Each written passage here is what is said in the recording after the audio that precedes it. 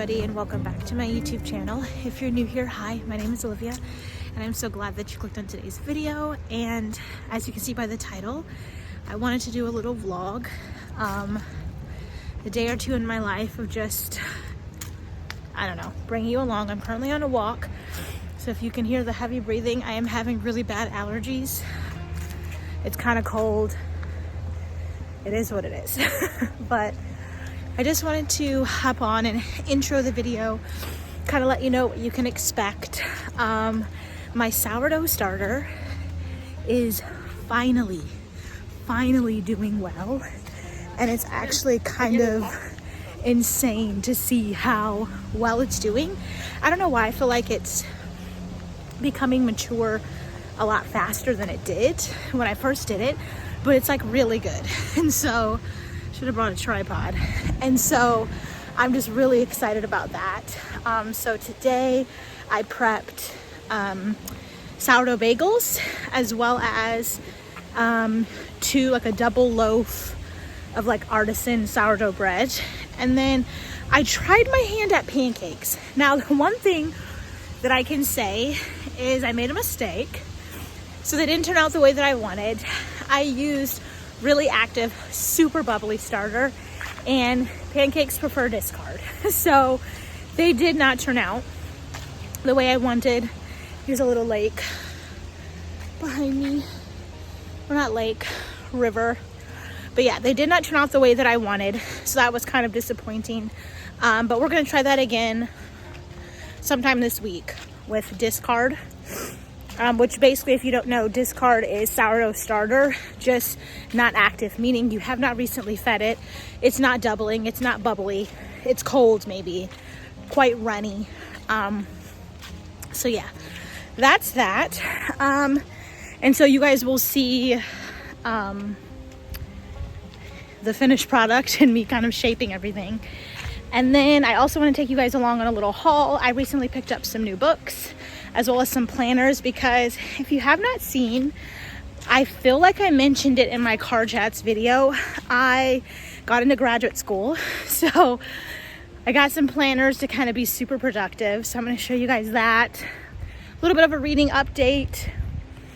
But yeah, I hope you guys are doing well. Currently on a walk, like I said, and doing a little bit of like self-reflection prayer walk is kind of where I'm at. I'm having a tough time. I think I've kind of sort of mentioned it in some videos ago, but just briefly, I'm not really sure if I'm ready to kind of be so specific.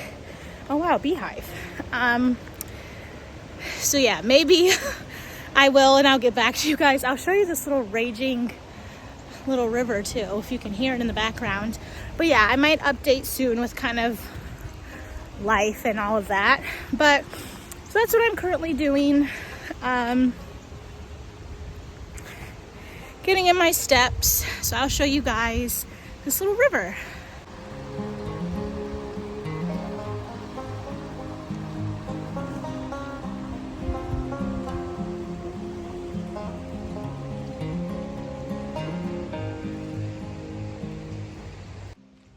So I thought I'd jump in and do a little bit of a voiceover and kind of give you an update, but life has been tough. My mental health hasn't been very good, and I'm not really where I thought I'd be by now. Going to Australia, moving across the world, and then coming back, it should be a dream, but honestly, it really hasn't been. But this walk was really nice because I was able to reflect on the positive. I just got into graduate school, and you will be seeing the car chats vlog after this. I was able to take a walk and feel the breeze on my skin and look at the leaves on the ground and hear the animals chirping and listen to the river. My body is strong and capable. I had eyes that could see the beauty of the day and ears that could hear everything around me. And so there's a lot to be thankful for, even during a time when I'm not doing very great. And so this walk was good. It was productive, and I'm glad I took it. I'm glad I was out in nature and felt the sun on my skin and was able to really see all the beauty in my life, even during a difficult time.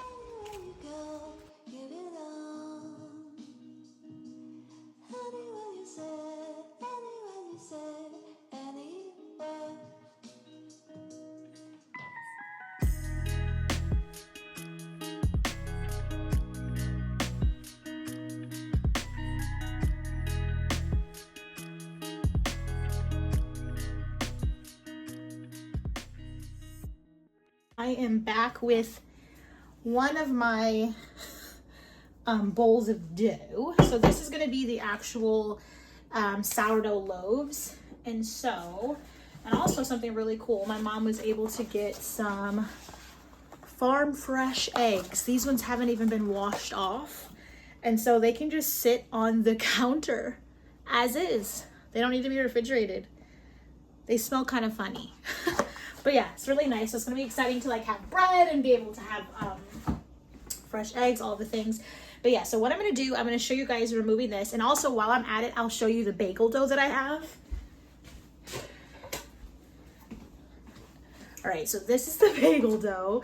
It is doubled so nicely. Honestly, I'm gonna let this sit a little bit longer, but it has gotten so big. We love, it smells really good. This is like honey flavor, so it'll be more of a sweeter bagel dough is the hope, because I do find with sourdough, unless you're adding a little bit of honey or sugar, depending on what kind of recipe you're making, it is a little bit hard to get that kind of glutinous, sweet, yeasty flavor that bread has because of the sourdough, in my opinion. And so usually when I make bagels, I'll do yeast and sourdough discard. That's kind of how I do it.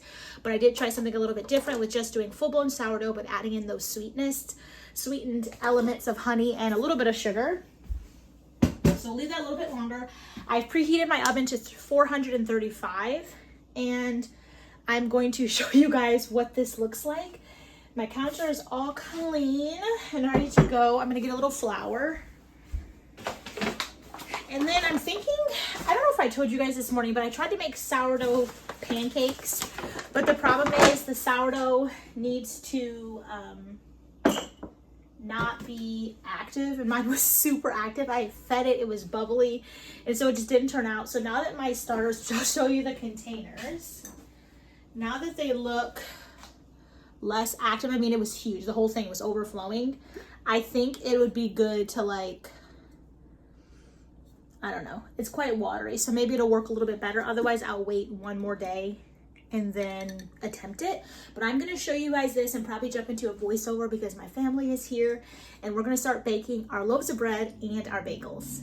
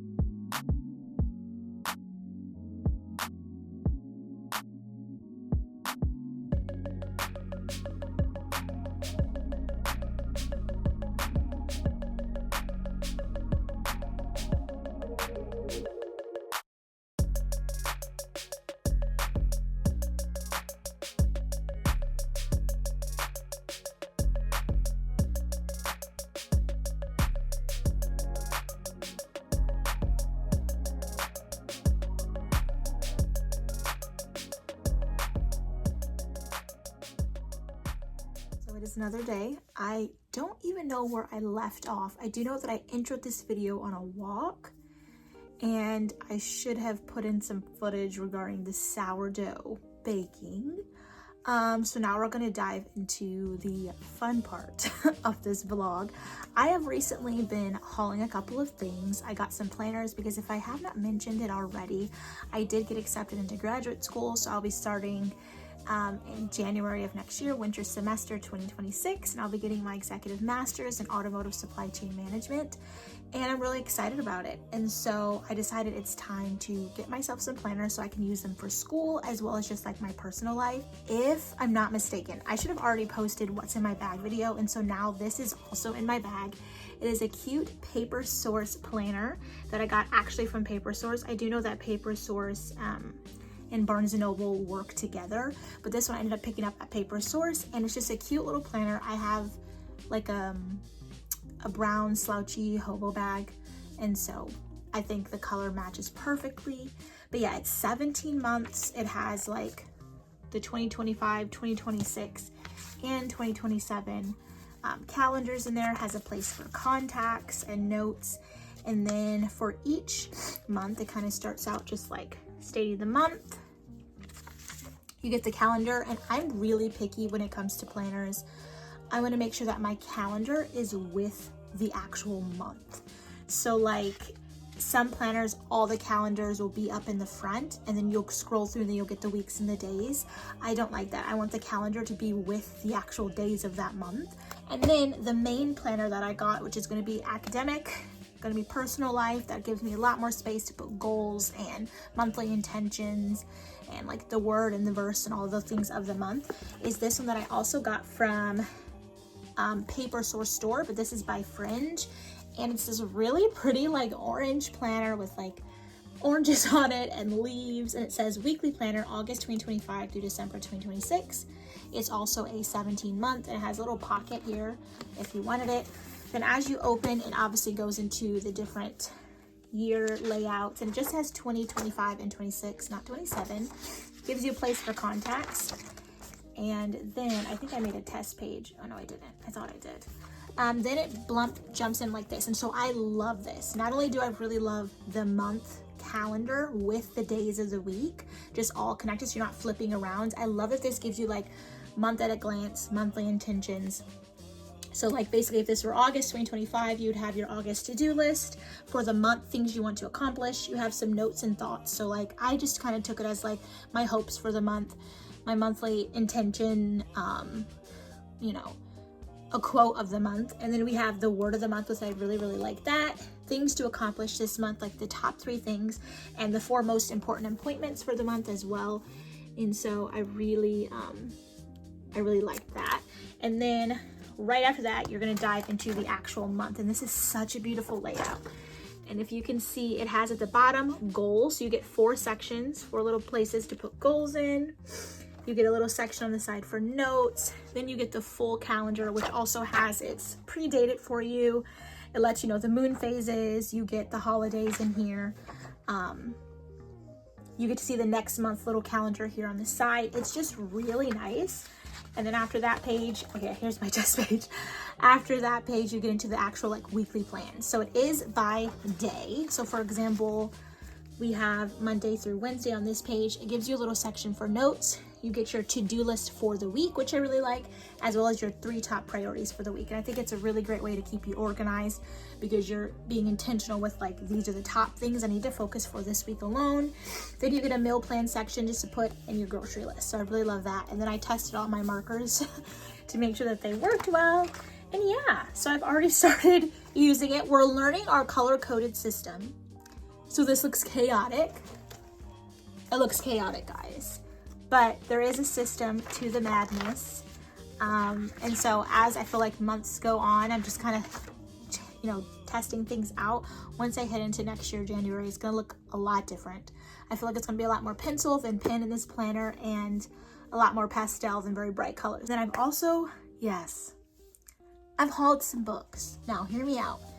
When I say haul, I mean, I went to the free library in my neighborhood and was able to find a couple, and then one of the books I purchased, or no, 2 of the books I purchased, 2 of them I found in a free library. So there's a park close to my house that has great selections.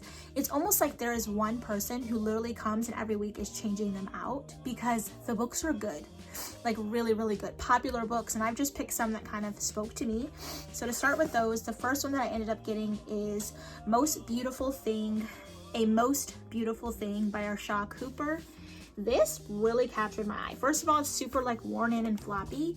The color, the picture in the front, but I don't know what it was that like drew me to it. I've already started it. This follows a young man and his true story. So this is a true story of him joining the high school rowing team and kind of just growing up in Chicago in the inner city, dealing with prejudices and racism and how he excelled in that area, and just kind of how, even though his home life was really hard and super devastating, there was a lot that was going on, how he managed to get on the road team and kind of just make a path for himself. And then it talks about how they ended up forming an all-black rowing team when Black people in that sport was not a thing back then. And so it was kind of like a trailblazer, that he was a trailblazer, and he went on a journey of lots of difficulties and pain and fears and emotions, but in doing that he really created something and gave young boys like him a sense of hope and purpose. And so it basically just talks about his journey, and I love it. His writing is really good. Then the second book I got at the little free library, which still has its sticker on it, which it was only $9.99, says a lot, is a book by Frederick Bachman, A Man Called Ove. But yeah, I picked it up, and I was actually talking to my cousin about this last weekend, I believe, Friday or Saturday, and she was saying how she watched the movie. I guess this is a movie now, and that it was really good, and that I need to give it a chance. And so I decided to pick it up. And then a book that I ended up getting at the thrift store, because I'm in the process of collecting all of these. That is a great illustrated classic, and this is The Strange Case of Dr. Jekyll and Mr. Hyde.